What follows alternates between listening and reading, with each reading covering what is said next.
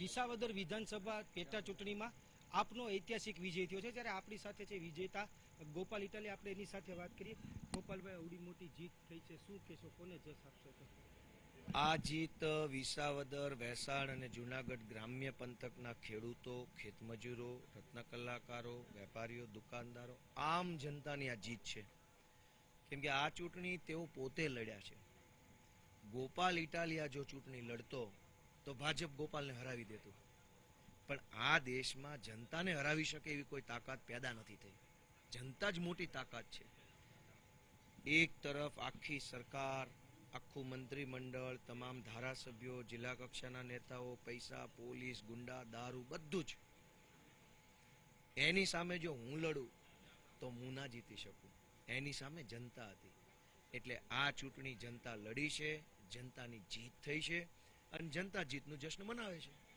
ખાસ કરીને જોવા જઈએ ગોપાલભાઈ, તો જે રીતે આપને વોટ મળ્યા છે, ગામડાનો આપણે ખૂબ પ્રવાસ કર્યો હતો, ગામડામાં કેવો માહોલ લાગતો હતો જ્યારે આપ જતા હતા?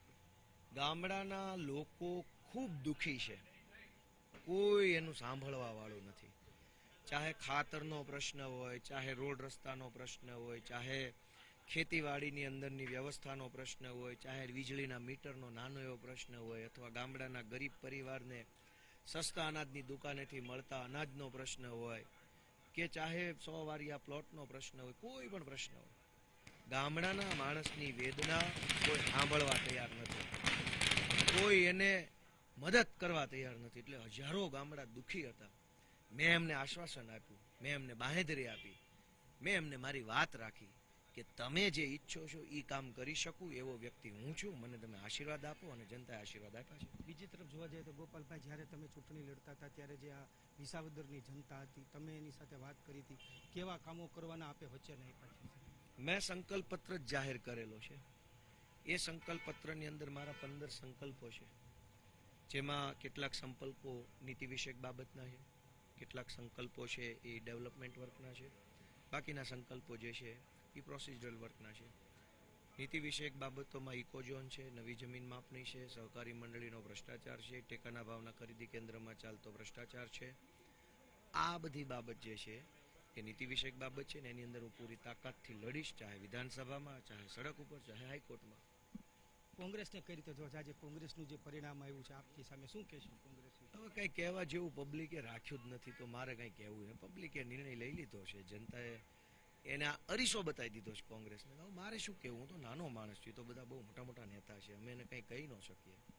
જોવા જાય તો આજે શક્તિસિંહે રાજીનામું આપ્યું છે, શું કહેશું? હવે શું કહેવા જેવું છે? શું અમે હાથ જોડ્યા, વિનંતી કરી કે ભાઈ સાહેબ, બાપા, ગઠબંધન છે આપણું, વિસાવદરમાં ઉમેદવાર ન ઊભો રાખો, આ ખોટું થઈ રહ્યું છે, આપણે ભાજપને હરાવવાનું છે, આપણે ગોપાલને નથી હરાવવાનું.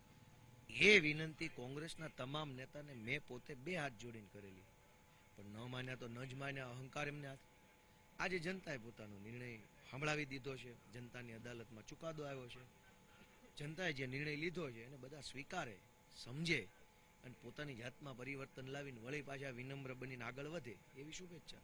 આવતીકાલથી કેવા કામો કરશો ગોપાલભાઈ? જ્યારે આપ જનસંપર્ક કેવા કામો, કેવા કામને પર જનસંપર્ક કરીશ એટલે ત્યાંથી જ તો લોકો કહેશે ને કે મારે શું કરવાનું છે. હવે નક્કી કરશે જનતા. હું જઈશ ગામડે ગામડે, ગામના આગેવાનોને, સરપંચને, તાલુકા સભ્યોને, ગામના ગૌશાળાના આગેવાનો હોય, બીજી સંસ્થાના આગળ મળીશું, પૂછીશ કે બોલો આપણા ગામમાંથી કયું કામ પહેલાં હાથ ઉપર લેવું છે. ગામ જે કામ પહેલાં હાથ ઉપર લેવાનું સોંપશે એ કામ ચાલુ કરી દઈશું. ખાસ કરીને ગોપાલભાઈ કે લોકોનું કહેવાનું હતું કે આપ બહારના વ્યક્તિ છો, વિસાવદરમાં લડવા આવ્યા છો, ગોપાલભાઈ જીત્યા પછી આ નિર્ણય શું કહેશું? હવે શું કહેવાનું છે? બહારના અંદરના વિસાવદરના લોકોએ મને સ્થાન આપ્યું, માન આપ્યું, પોતાનો ગણી લીધો છે. હવે આ વાત જ ક્યાં વધે છે?